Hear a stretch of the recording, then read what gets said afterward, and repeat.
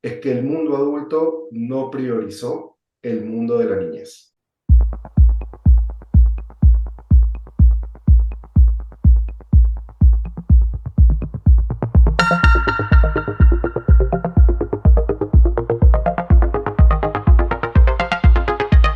Bienvenidos amigos de Cuaderno Borrador, en esta nueva etapa estamos ¿y cómo lo haces? Con Juan Carlos Ruiz. Juan Carlos, bienvenido a Cuaderno Borrador. Cris, acá, contento de retomar las entrevistas, de retomar las historias y nada, de frente al grano, como se dice, a Exacto. punto. ¿Quién tenemos el día ¿A de quién hoy? tenemos hoy? Sí, ¿a quién tenemos hoy? Tenemos a Daniel Alfaro, miembro de CADE Educación, para hablar del tema que a veces no nos gusta ni de chicos, ir al colegio. Ex ministro de Educación, además. Daniel, qué gusto tenerte hoy día en Cuaderno Borrador y en Cómo lo haces, que es este programa que tenemos con Cristina, donde queremos tocar temas claves, puntuales y contar historias que cambien la vida de los peruanos. Buenas tardes, Juan Carlos, Cristina, es un gusto para mí estar con ustedes. Muchas gracias por esta invitación. Este, Daniel, y vamos, y vamos de frente con las preguntas, Cris. ¿Con qué exacto. arrancamos? Yo quiero hacer la pregunta hereje. ¿Los adultos somos malos alumnos? ¿Hemos aprendido algo de justamente lo que nos ha pasado en la pandemia? ¿Hemos metido adentro esta lección? Me gustaría decirte que sí, pero creo que la respuesta es aún no, aún no. Primero, ¿cuáles son las lecciones que hemos aprendido? Y una lección muy dura, es que el mundo adulto no priorizó el mundo de la niñez. ¿A qué me refiero con esto? Perú fue uno de los países que duró durante más tiempo en América Latina con escuelas cerradas. ¿No? Casi 2 años de escuelas cerradas.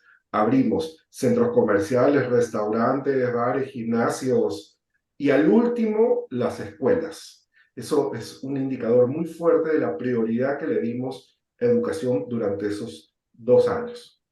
La segunda lección que aprendimos es que debimos haber tenido mucho más esfuerzo por potenciar a nuestros maestros, por generar las condiciones, tanto acceso a Internet como de dotación de equipos en los hogares, sobre todo en los más necesitados, para justamente que este salto a la educación a distancia no haya sido tan traumático como el que nos tocó vivir. Hemos tenido docentes que han tenido que improvisar sobre el camino para no perder contacto con sus alumnos, porque la verdad de los 2 años de la pandemia es que el objetivo número uno era no perder contacto. No se pudo lograr las metas educativas de aprendizaje que se tenían para esos años, pero bueno, se trató de generar ese contacto. Y creo que una tercera lección también muy fuerte es cómo tratamos lo socioemocional, porque lo que estamos viendo ahorita, después de esta pandemia, es que justamente uno de los principales retos que tenemos es volver a este equilibrio. Si lo tuvimos en algún momento antes también, ¿no? Ujú. Volver a poder procesar estas emociones que nos han pasado durante la pandemia. Todos los que nos ven acá tienen algún amigo o peor aún familiar que lamentablemente perdimos durante la pandemia y eso deja heridas profundas, ¿no? Y eso en los niños y las niñas es más complejo porque no tienen todavía la capacidad de codificar el mundo dantesco al cual nos enfrentamos durante estos 2 años. Entonces, ayudarlos a procesar esta información, estos sentimientos, de acuerdo con la edad que tiene, es el nuevo reto del sistema educativo para justamente comenzar a retomar los aprendizajes. ¿Hemos Daniel, aprendido esas 3 lecciones? No lo sé todavía. Daniel, entiendo, a ver, un diagnóstico que me parece claro, o sea, deficiencia en el retorno a clases, deficiencia en la transformación digital y haber negado el duelo, ¿no? No haber procesado el duelo de lo que significó. Pero esto además se expresa evidentemente incluso hasta en un discurso presidencial donde la presidenta de la República el 28 de julio el tema de educación está ausente.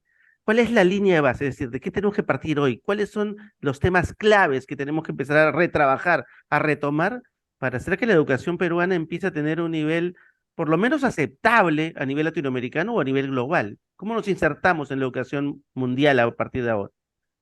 Creo que, vuelvo un poco a la primera pregunta para responder esta, creo que una lección por ahí que quedó también Ujú. es que el mundo adulto peruano demostró tener todavía muy poca ciudadanía, muy poco comportamiento cívico para afrontar lo que pasó en la pandemia. ¿no? Ujú. No cumplíamos las reglas, no teníamos esta capacidad también de generar un diálogo constructivo para que nuestra política no se radicalice tanto y poder así, mediante la democracia, salir de este conflicto en el cual estábamos, ¿no? Entonces, creo que esa foto, ¿no? De lo que nos pasó, de lo que evidenció, de nuestras carencias en las competencias del mundo adulto, es claramente lo que debe darnos como prioridad la educación. O sea, si no queremos que las futuras generaciones tengan esta misma situación por la cual vivimos nuestra generación vivió este gran trauma de la pandemia, entonces la educación debería ser lo prioritario. Y para la educación sea lo prioritario, volviendo entonces al discurso presidencial, las 4 o 5 cosas que se dijeron de educación no pueden estar enmarcadas en un capítulo que diga educación dentro del discurso. La Ujú. educación tiene que estar a lo largo del discurso. Es transversal. Es transversal. No podemos simplemente ponerlo en un comportamiento estanco y pensar que con eso vamos a reformar el país. Y ahí es donde creo que está la gran oportunidad de mejora, ¿no? Cómo repensamos las cosas de tal manera que todo lo que se haga en cada sector sea también una experiencia formativa y enseñe a través del ejemplo, que es la mejor forma de aprender, que este país puede cambiar. Entonces, ahí creo que hay una serie de deudas que todavía el gobierno, digamos, este gobierno en específico, pero en general la administración pública todavía tiene con la ciudadanía, para reconectar con la ciudadanía. Y eso parte justamente por hablar de los problemas que más nos preocupan a los peruanos y cómo vamos a atenderlos. Daniel, te entiendo entonces que los adultos le fallamos a los chicos, a los niños, tanto fuera del aula como en el aula. Es decir, los padres, los votantes al elegir mal, y ahora lo seguimos haciendo. O sea, no hemos aprendido lo que nos ha pasado. Y cualquier pandemia está a la vuelta de la esquina, o nos pueden volver a encerrar, porque creo que sí hemos aprendido es que este mundo es súper, no tiene nada seguro, ¿no es cierto, JC? O sea, creo que esa Total, parte to- no la hemos totalmente, digerido aún, ¿no? totalmente inseguro. Además, sabemos por la información que tenemos que en cualquier momento podría darse nuevos cautiverios, digamos, por algún otro virus que pueda poner en riesgo a la población a nivel global. Eso se puede dar, no es algo que no pueda suceder. Y en tal caso debemos estar listos para eso, pero no lo JC, sorry, estamos. nos van a cortar un ratito la transmisión. Muchas gracias por el pase. En los últimos meses somos testigos de cómo está aumentando la extorsión, el sicariato y sobre todo los asaltos a empresarios, afectando esta cadena productiva desde el más alto hasta el consumidor. Sin embargo, testigos nos aseguran que ha aparecido un ser misterioso que inclusive estaría vistiéndose como nuestra ave sagrada, esta ave mítica que es el cóndor andino. Inclusive algunos lo están llamando super cóndor. Con más información estaremos regresando en breve. Bueno, retomamos, Cristina. Eh, Retomamos, mira, tenemos que habrá, a- hacer seguimiento a eso, ¿ah? Se debe hacer Habrá que seguimiento. conocer, sí, sí, sí. Vamos a cobertura de eso para ver de qué se trata. Exacto, exacto. Nos Intrigante, cortó la intrigante. conversa con Daniel. Daniel, fuera del tema de infraestructura, que lo hemos escuchado, aulas. Es más, mi sueño dorado es que los colegios tengan todo agua y desagüe, pero parece que eso está un poco lejos. Fuera de eso, ¿qué es lo que tenemos que hacer ahora? ¿No? Ya en el aspecto, si se puede decir, no de hardware, pero sí de software en la educación. Mira, lo primero importantísimo es hacer una combinación de tratamiento de lo socioemocional con recuperación de aprendizajes. Eso es lo más urgente. No solo por lo que tuvimos en pandemia, sino porque también teníamos unos retos antes de pandemia. Si ustedes recuerdan, del 2017 tuvimos 2 efectos adversos, un fenómeno del niño y una huelga prolongada de maestros.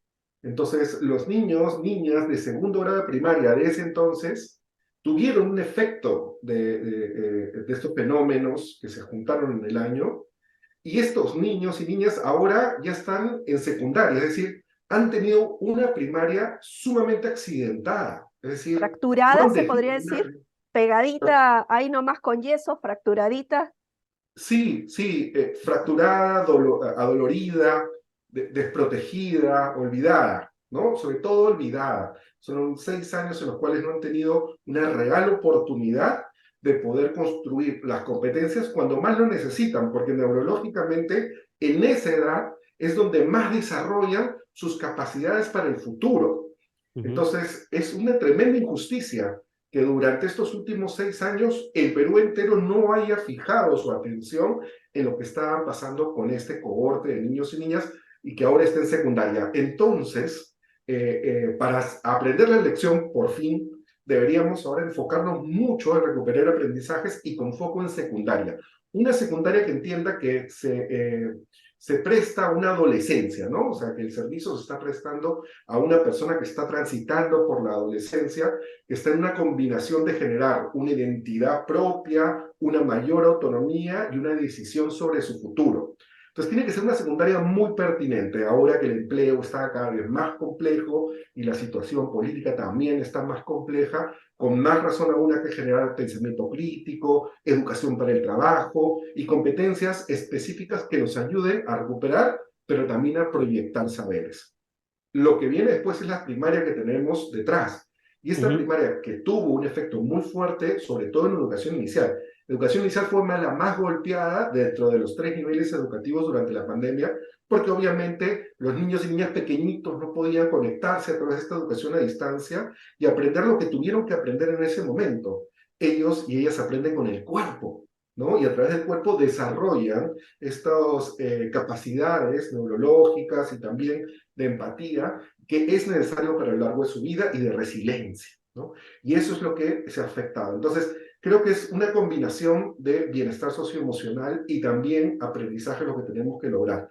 El segundo punto importantísimo, soy muy breve en esto, es en la educación superior está bien fortalecer las universidades, que lamentablemente este Congreso no hizo con esta reforma, anti-reforma de la educación superior universitaria, pero no debemos dejar de lado la educación superior técnica, productiva, tecnológica. Son carreras cortas que permiten una inserción laboral más rápida y que son lo que el mercado más está demandando. Pero lamentablemente todavía nuestra sociedad solo piensa en universidades y las pone en una valoración vertical con respecto a la carrera técnica, artística, pedagógica, que tienen muchas bondades para desarrollar todos los talentos que tengamos. Y lo Daniel, tercero puntual es la sí. infraestructura.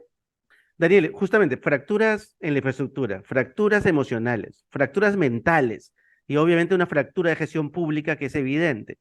En el CADE, que se lleva a cabo entre el 22 y el 24, el CADE de Educación, del cual tú eres miembro del Comité de Educación, justamente, ¿cuál, ¿cuál es el trabajo, cuál es la acción que debe empezar a realizar el sector privado en alianza con el sector público para ayudar? Porque evidentemente si dejamos al sector público, al Estado, seguir en su dinámica, en su inercia, vamos a seguir, de acá a 20 años probablemente nos volvamos a juntar, te entrevistamos y nos vas a decir exactamente lo mismo.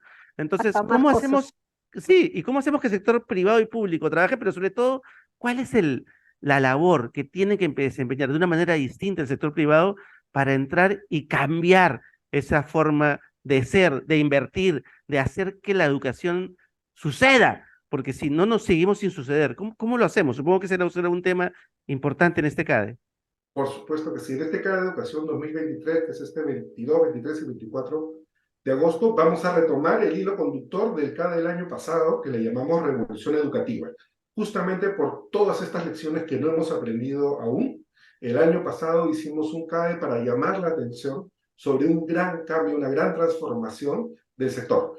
¿Y cuál sería el primer paso de esa gran transformación? La innovación educativa. Tenemos que comenzar a pensar de manera distinta. Por eso, en el CADE de este año lo estamos llamando innovar para educar, ¿no? Es decir, que si bien siempre decimos que las cosas se tienen que hacer distintas, nos quedamos en el qué, pero no exploramos el cómo se hacen distintas. Y para eso debemos educar, ¿no? Debemos generar esta competencia que permita a las personas integrar diferentes conocimientos, ¿no? A través de inteligencias artificiales, que va a ser un tema que vamos a tocar, a través de STEAM, que es cómo integrar la ciencia, el arte, la ecología, las humanidades, las matemáticas, para justamente generar proyectos nuevos, innovadores. Pero también le llamamos, además de innovar para educar, ¿no? Le llamamos educar para innovar, porque es importantísimo fijarnos en que la posibilidad de que el Perú sea un país innovador mañana es que hoy sus docentes tengan esa competencia. Entonces queremos también enfocarnos en el cómo, en cómo el docente puede dar ese salto y ayudar a que sus alumnos, facilitar que sus alumnos transiten también hacia ese espacio. Por eso este CADE se llama Innovar para Educar y Educar para Innovar. Y de verdad que te lo agradecemos porque la verdad que estamos súper preocupados como padres de familia y periodistas sobre lo que vamos a tener ahorita nomás, en pocos años, ¿no? Los doctores que te van a atender a ti, que nos estás escuchando, son los que van a salir de la universidad recientemente. Así que hay que estar muy atentos. Mil gracias, Daniel, por estar con nosotros en esta edición. Gracias, JC, gracias a todos los que nos están viendo. Si tienen más preguntas para Daniel, nos las ponen aquí abajito en la caja y se las trasladamos. Mil gracias, que Dios nos ayude en este cambio.